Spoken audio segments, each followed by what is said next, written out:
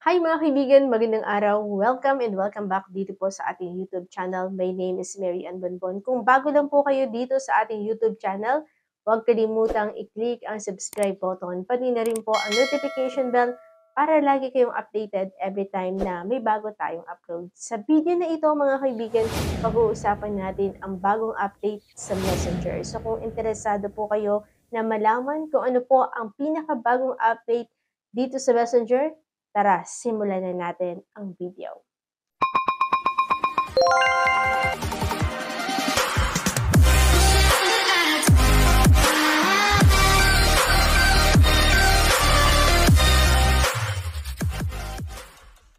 Sa mga kaibigan, ayan, puntahan na natin yung cellphone natin dahil ngayon po ang napansin ko lang doon sa Messenger mga kaibigan ay meron na pong pagbabago.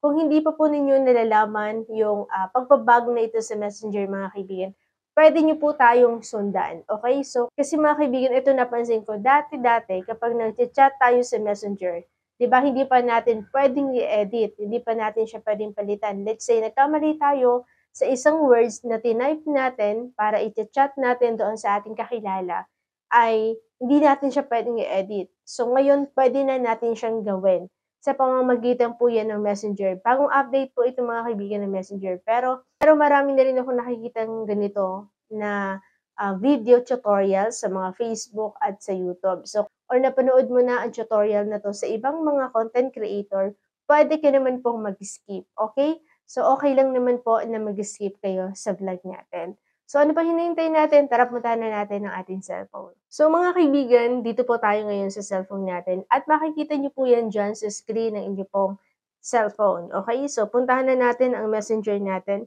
Pero kung hindi pa po ninyo na-update ang messenger ninyo, punta po kayo sa Google Play Store para at least ma-update ninyo yung inyong messenger. Okay? Puntahan na natin yung messenger natin. Example dito mga kaibigan ay magta-type tayo. Halimbawa, sasabihin natin dito, kumusta ka na? Tapos send natin. Alright. So, napansin natin na may mali yung words na tinype natin. Ang gagawin lang natin dito, ilolong press lang natin siya. Tapos, kung mapapansin natin, may 3 line dyan sa baba. Okay? So, click lang natin yan. And then, makikita natin dito yung ito pong edit. Okay? So, pwede na natin siya ngayong i-edit. Click lang natin yung edit.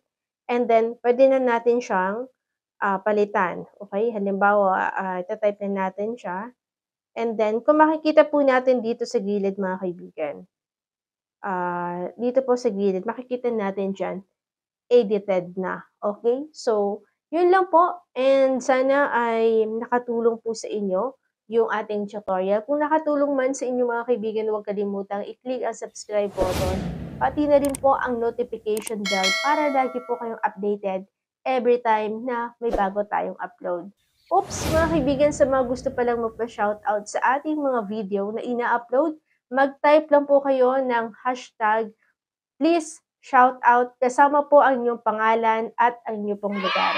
So next video natin, isa-shout out po natin kayo para malaman natin kung hanggang saan nararating ang video natin. Maraming salamat mga kaibigan and thank you so much once again sa inyong pong panunood sa video natin. At kung nagustuhan mo ang video na to huwag kalimutan na mag-subscribe again at syempre mag-comment at i-share mo na rin ang video na to para mas marami pang matuto. Maraming salamat mga kaibigan. See you on my next video. Bye!